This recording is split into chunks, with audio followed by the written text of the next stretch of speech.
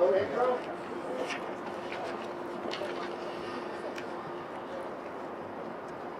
Let me see, 5, 4, 3. Good afternoon, everybody. I'm Muriel Bowser, Mayor of Washington, D.C. Today, we're at the beautiful wharf in Washington, D.C. I'm joined by the Chief of Police, the Deputy Mayor for Public Safety and Justice, members of my public safety team, and members of my cabinet.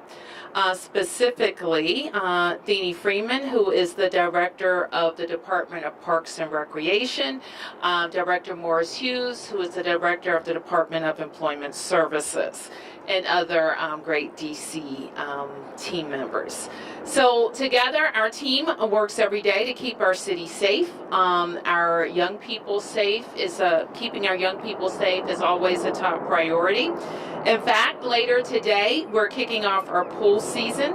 Summer camps will be underway in a few weeks, and recreation centers are open across the city, so DPR stays busy. And of course, our young people are in school through mid-June. But we want to be clear and transparent about why we're here today. That is because we have seen some concerning trends with how our young people are socializing, and those changes in behavior also require us to change our posture. So we know that young people want to be around one another.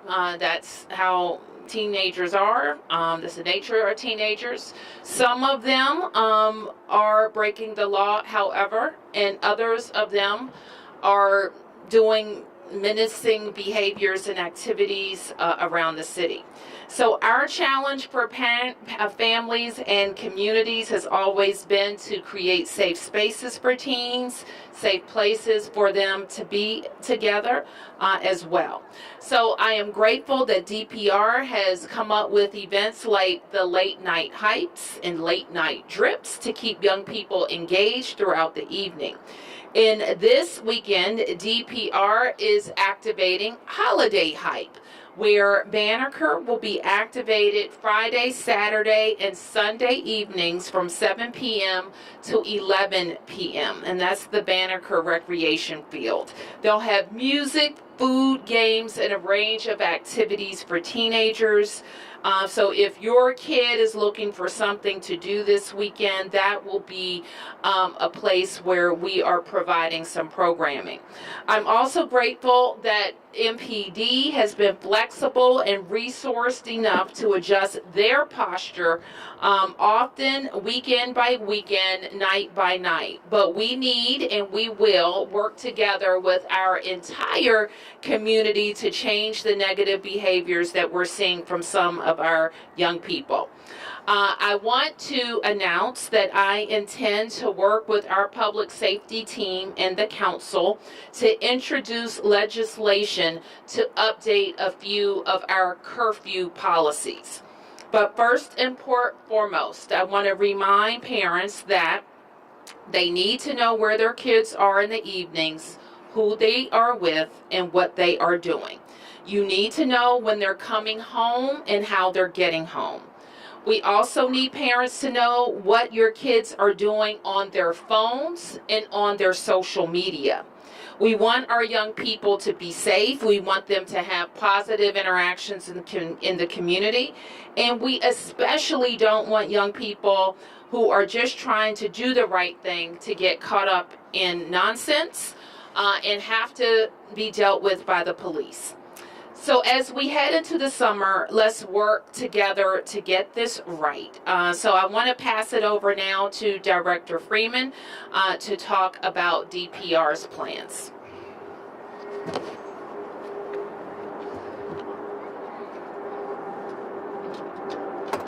Excuse me.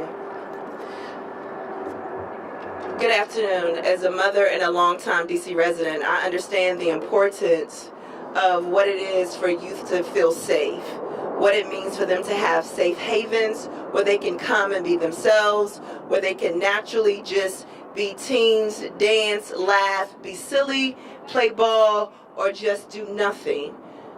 We, along with the mayor, the chief, and the cabinet members, have decided that at DPR, when we host our late night hypes, we see 15 to 1,600 youth, and we have no incidents. They come, they have fun, and they go home. And so this week, we did holiday hype over the Christmas holiday, and it was exceptional. And so this weekend, we are re-implementing holiday hype, so that our young people understand that we are here for them, to let them have fun safely.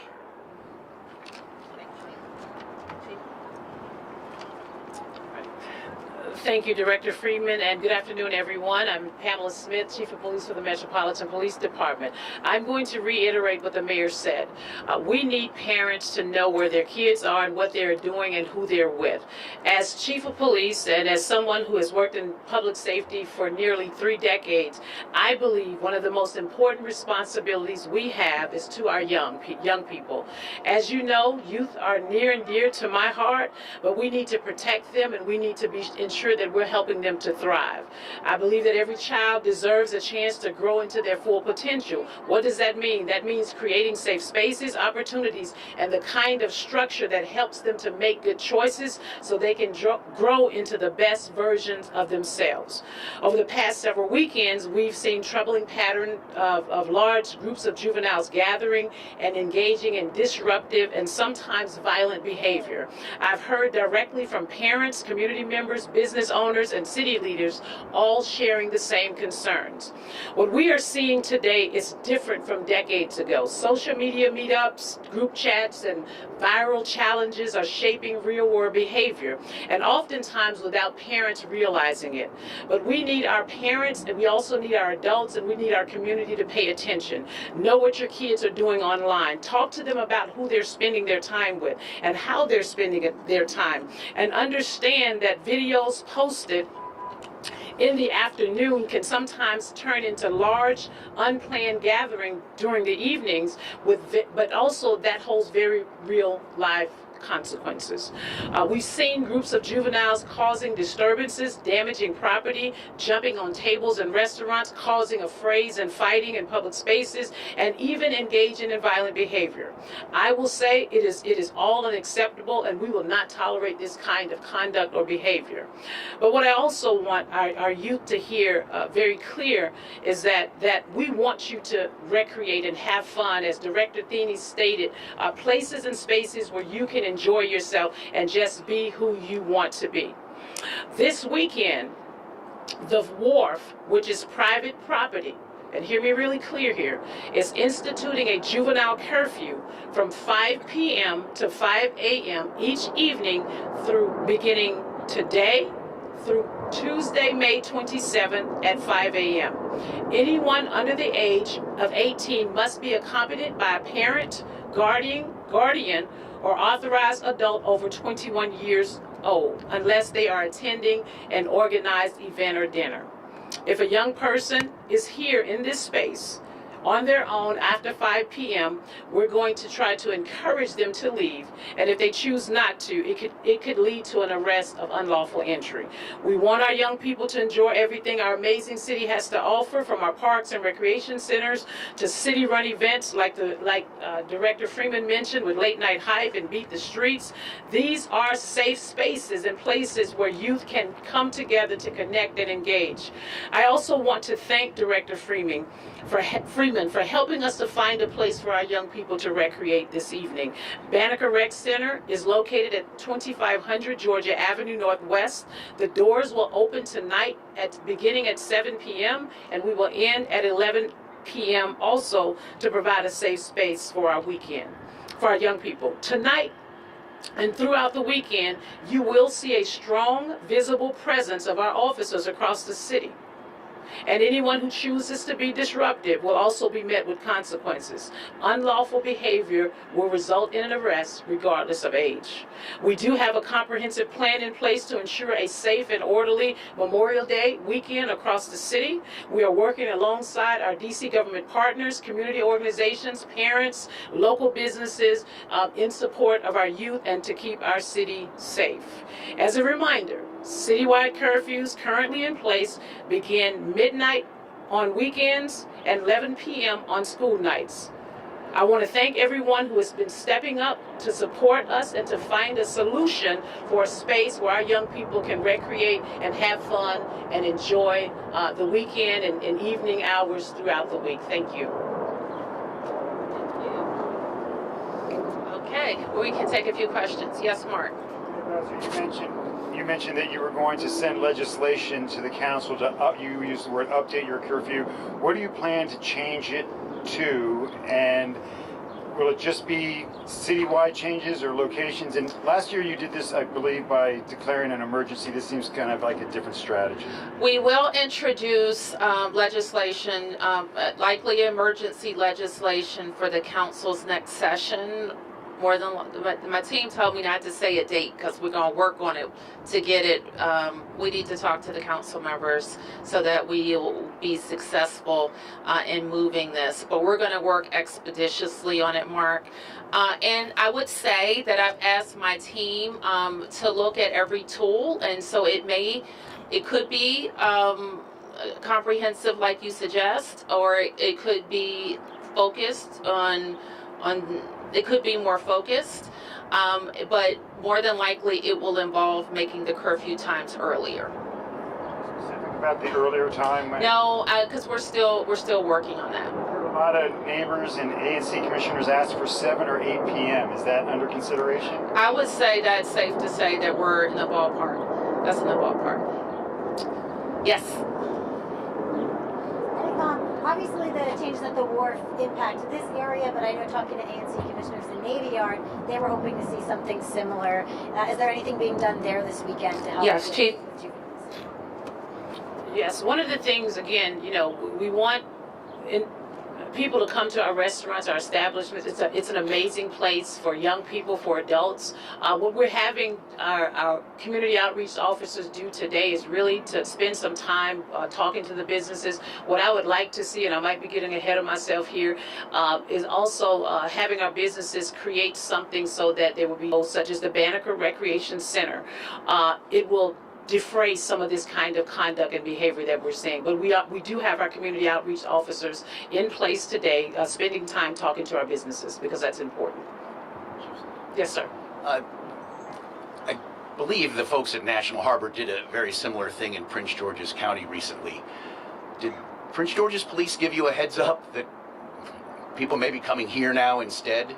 So we have a very good relationship with Prince George's County Metro Transit Police Department, and we are all engaged. And when we see large groups of children coming to different areas across the city or even on the other side, we share that information so that we can pre-position or position our resources to be available to ensure that there's, when the kids are kind of in spaces and places, either they're not acting out, if that makes sense, and when they do act out, we're readily available to address the issue.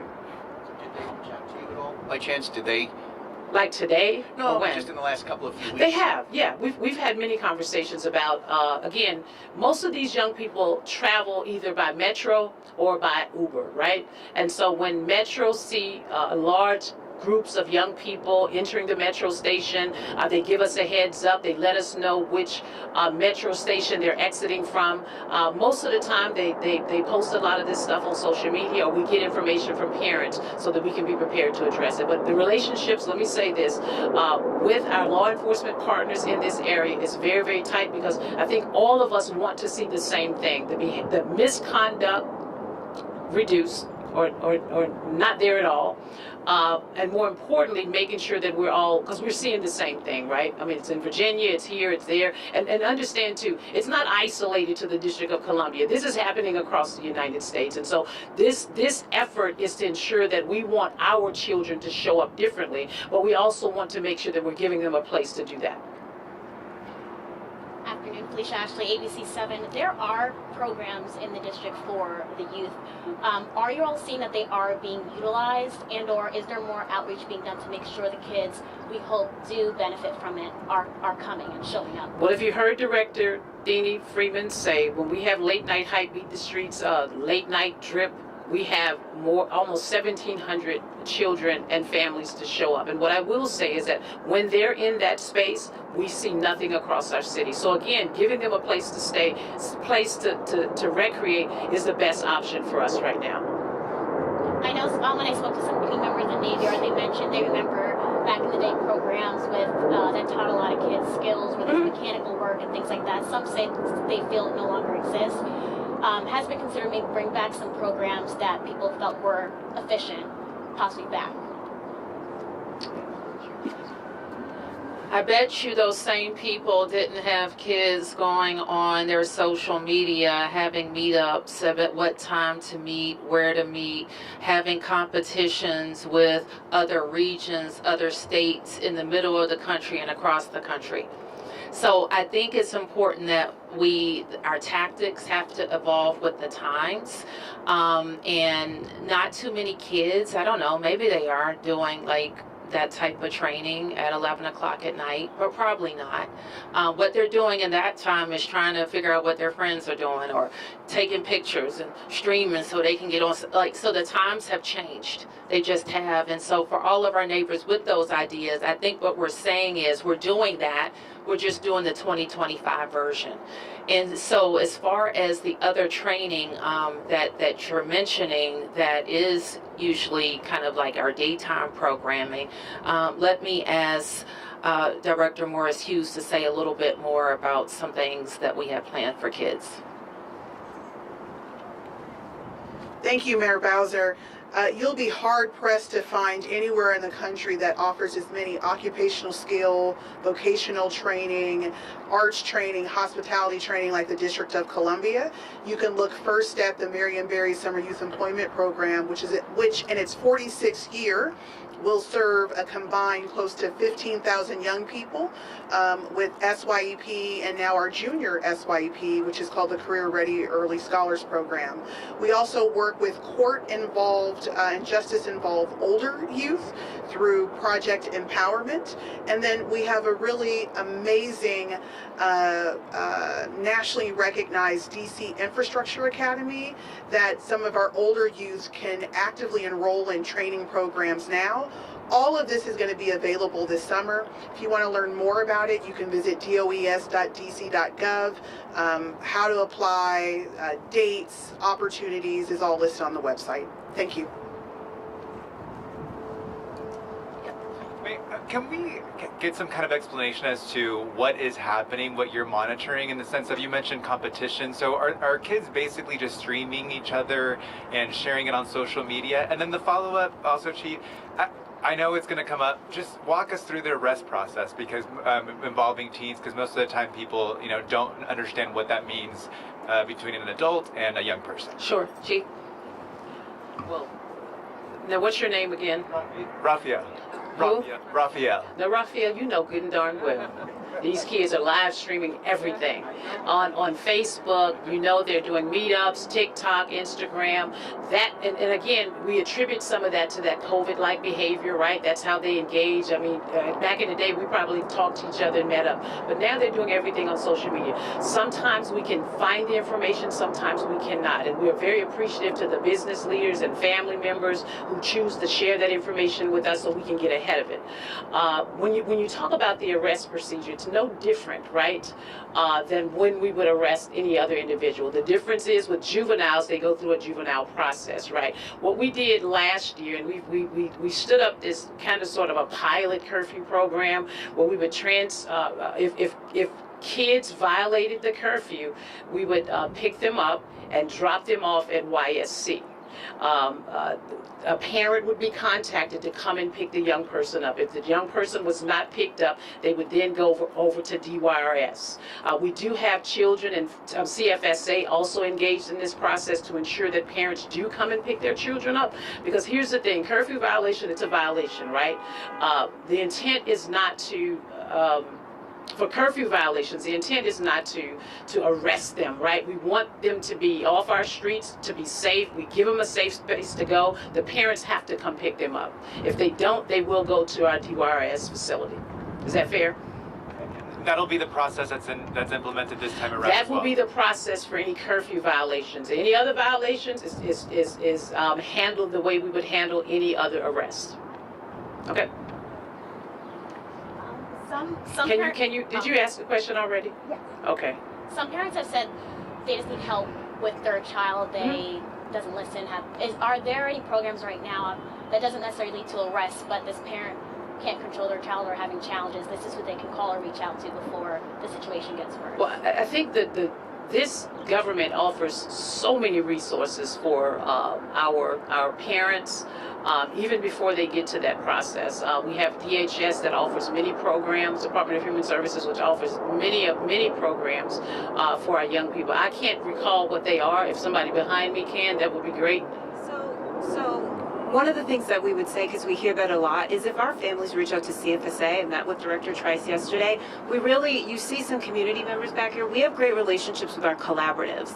And really how she described it as collaboratives are the front yard before you even get to the front door of our sort of government program. So if parents need help, that you can reach out to DHS, but I would also say reach out to CFSA, because we're going to work together. You heard in our announcement of the JRU over in Navy Yard that on the other side that we're working together to make sure that DHS, CFSA, DBH, all of our agencies that have programs, that it's easy for families to access. So I would say that, and we're going to get them involved with community organizations, our collaboratives, or the right government agency to help them navigate through whatever is causing the turmoil or issues in their family. Okay, we'll take a few more. Mark. Let's go back to the wharf. Maybe Chief Grooms is here. Maybe she can help us out. Could you give a little bit more explanation, maybe Chief Grooms, on exactly how it will work here and define what the private property does it begin at the street, the sidewalk? Does it go to the water? I'm just kind of wondering exactly how. Okay, Ms. Grooms is going to defer to the chief. So how it has worked when we've had large numbers of children coming to this area and really displaying disorderly conduct. I've asked, it is private property, I've asked Chief Grooms at that time to announce a closure to the area for children under the age of 18 unless they're with an adult. When they do that, it gives the Metropolitan Police Department the opportunity to clear the area, have all young people clear the area, and 9 times out of 10, Mark, they have been cooperative in that aspect. When we ask them to move, they move. The problem is they leave this area and then they go across the street and then they go down to the Navy Yard and become disruptive. So again, giving them a safe space where they can recreate really helps to defray some of that kind of behavior. It will be a call at 5 p.m., I will say, over the loudspeaker here to say if you're under the age of 18, you need to clear the area. If you're not with a parent or guardian above the age of 18 or participating in an organized event that's taking place here at the wharf. For somebody with the wharf, is this something you guys are just planning to do this weekend? Is this something you might consider for other weekends or all summer? So let me say this, because I asked them to do this. We will consider this all summer if it's necessary. Sir. Chief Smith, Yes, one sir. of the things you mentioned was maybe increasing police patrols. The head of the police union this week wrote a scathing letter saying I saw it. Your reaction? I don't have one. There isn't a reason for me to react to that. My responsibility is to ensure that we provide safety around this city. I have the utmost respect for the members of the Metropolitan Police Department, our officers who come out here and do a great job every single day, every single week, and we will continue to support them in their efforts to do that. Sir. Chief, obviously Wednesday's tragedy has some, groups on the edge only because we have a lot of events coming up, some groups perhaps targeted. Your advice as they're navigating, obviously you've increased your presence at places of worship, just how they navigate safety moving forward. Well, one of the things that we're doing even right now is the FBI and the Metropolitan Police Department. I have one of my assistant chiefs meeting with some of the community leaders right now just to talk about exactly what that looks like. Again, the see something, say something has not gone anywhere, we want you, if you're seeing things that are happening across our city, to notify us. We will have an increased presence because Pride is coming up, World Pride is coming up. We have a good, robust plan across our city. We're asking, again, if you're out in those spaces and you see something that's a little disturbing or concerning, to please let us know. We certainly, yesterday, the mayor met with the leaders of some of the faith-based organizations, again, to share our sentiments and condolences due to this tragic incident. But she also shared a supportive solidarity, right, with things that are happening, not just in our city, but across our nation. So here in D.C., we have a responsibility to make sure that we're keeping people safe, and we're going to do that. Sir. On that same topic, Which? suspect's hotel room in the district was identified and searched. Can you tell us anything about that? That the search of his hotel room, and if anything that you can tell us about being recovered, and if perhaps he had a car that has since been identified since he's been attacked? So I cannot tell you anything about as it relates to the room and anything that they may have found in that space, but we do know that he did not have a car here in the District of Columbia. His car was still at his location, the address in Chicago. Wow. When I ask Mayor Bowser just to react to the letter from the police union president. I don't really have anything more to say than the chief said, Bob. It's unfortunate when the city was experiencing a real tragedy, a shooting where all law enforcement was engaged in this investigation and bringing people to justice and sending the clear message to our community that we're standing together, that one of our labor officials would choose to send a letter at that time. That was an unfortunate decision on his part. But thank you, everybody.